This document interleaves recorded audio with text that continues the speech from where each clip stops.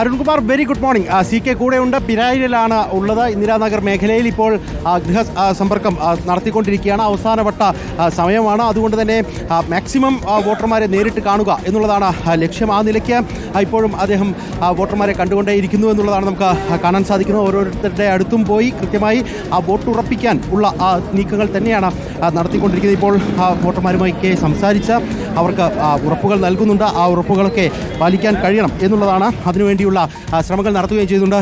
C K, എന്താണ് ഇനിയിപ്പം സമയമില്ല? അതെ, അവസാന ഓട്ടത്തിലാണ്, അവസാന ലാപ്പിലാണ്. അവസാന ലാപ്പിലെത്തുന്ന സമയത്ത് നല്ല ആത്മവിശ്വാസത്തിലാണ്. കാരണം ഓരോ വീടുകളിലെത്തുന്ന സമയത്തും സ്ത്രീ വോട്ടർമാരടക്കമുള്ള ആളുകൾ നൽകുന്ന പ്രതികരണം, ന്യൂനപക്ഷ വിഭാഗങ്ങളുടെ ഇടയിൽ ലഭിക്കുന്ന പ്രതികരണം, ഇതെല്ലാം ഞങ്ങൾ പ്രതീക്ഷിച്ചതിലും അപ്പുറമാണ്. ഞങ്ങൾ വളരെ വലിയ ആത്മവിശ്വാസത്തിലാണ് അവസാന ലാപ്പിലെത്തുന്ന സമയത്ത്.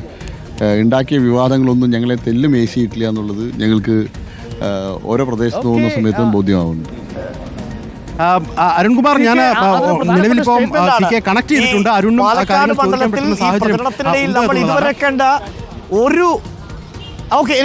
എനിക്ക് കേൾക്കാം. ഒരു വിവാദവും തങ്ങളെ ഏശിയിട്ടില്ല എന്ന് വളരെ കോൺഫിഡൻസോട് കൂടിയാണ് സി കെ പറയുന്നത്. ഞാൻ ഇന്നലെ കുറച്ച് BJP പ്രവർത്തകരെ കണ്ടപ്പോൾ അവർക്ക് പതിവില്ലാത്തൊരാവേശം കണ്ടു, പ്രത്യേകിച്ച് മൂത്താന്തര ഭാഗത്ത്. ആ ആവേശത്തിന്റെ രഹസ്യം സന്ദീപ് പാർട്ടിയിൽ നിന്ന് പുറത്തു പോയതെന്നാണ് രഹസ്യം. അങ്ങനെയാണോ?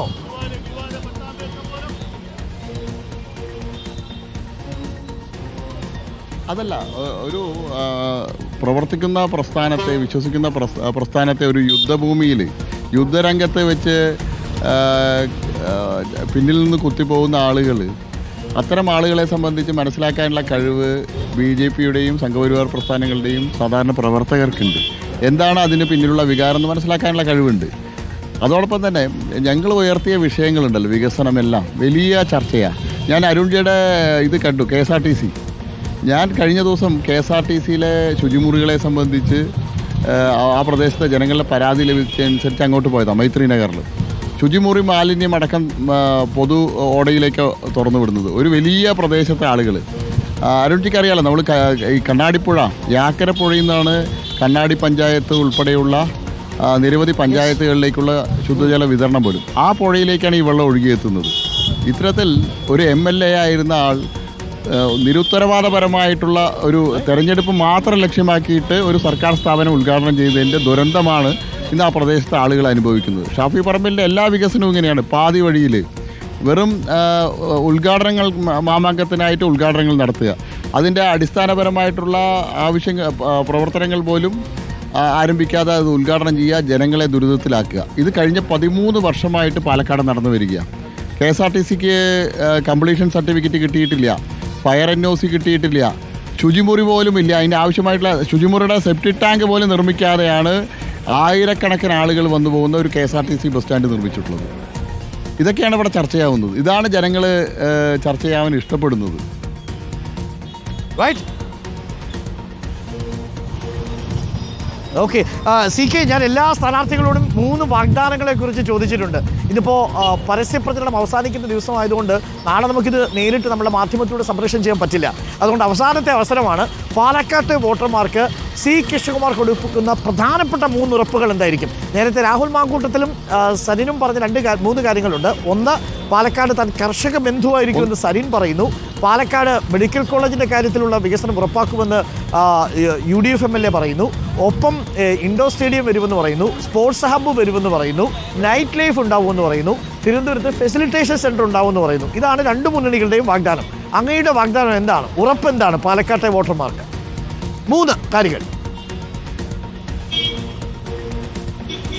ഒന്ന്, പാലക്കാട്ടെ നെൽകർഷകർക്ക് പ്രത്യേക പാക്കേജ്.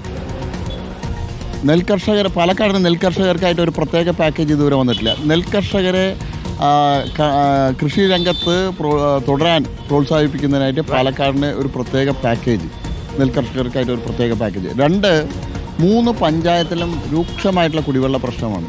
അതിന് പരിഹാരമായിട്ടുള്ള പദ്ധതി, ജൽജീവൻ മിഷൻ പദ്ധതി എല്ലാ വീടുകളിലും എത്തിക്കുക എന്നുള്ളത് രണ്ടാമത്തെ ദൗത്യമാണ്. 3, മെട്രോമാൻ ശ്രീധരൻ സാർ പാലക്കാടിൻ്റെ സമഗ്രമായിട്ടുള്ള വികസനത്തിന് വേണ്ടിയിട്ട് എല്ലാ രംഗത്തും വിദ്യാഭ്യാസം, തൊഴിൽ, അടിസ്ഥാന സൗകര്യം മേഖലകളിലെ വികസനത്തിനായിട്ട് ഉണ്ടാക്കിയ മാസ്റ്റർ പ്ലാൻ പാലക്കാടിനായിട്ട് നടപ്പാക്കുക എന്നുള്ളതാണ് മൂന്നാമത്തെ എൻ്റെ വാഗ്ദാനം. ആ മാസ്റ്റർ പ്ലാനിൽ പാലക്കാടിൻ്റെ സമഗ്ര വികസനമുണ്ട്. എല്ലാ മേഖലയ്ക്കുള്ള ആവശ്യമായിട്ടുള്ള കാര്യങ്ങൾ ആ മാസ്റ്റർ പ്ലാനിലുണ്ട്. അത് നടപ്പാക്കുക. ഞാൻ രണ്ട് കാര്യങ്ങൾ ഇന്നലെ തന്നെ ഞാൻ സൂചിപ്പിച്ചിരുന്നു. നവംബർ 23-ാം തീയതി തെരഞ്ഞെടുക്കപ്പെട്ടാൽ പാലക്കാടിന് MLA വിജയിച്ചാൽ പാലക്കാടിന് ഒരു വന്ദേ ഭാരത്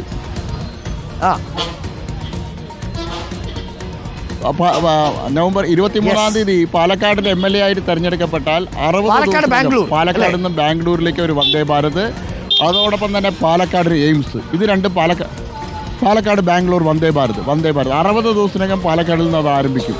പാലക്കാട്ടുകാർ ഏറ്റവും അധികം യാത്രാക്ലേശം അനുഭവപ്പെടുന്നത് ബാംഗ്ലൂരിലേക്കാണ്. അപ്പോൾ അതിന് പരിഹാരമായിട്ട് പാലക്കാട് ജംഗ്ഷനിൽ നിന്ന് ബാംഗ്ലൂരിലേക്ക് വന്ദേ ഭാരത്, എയിംസ്, പാലക്കാടിന് എയിംസ്, ഇത് രണ്ടും ഞാൻ നേരത്തെ പറഞ്ഞ വാഗ്ദാനങ്ങൾ ഒന്നുകൂടി ഞാൻ ആവർത്തിക്കുക.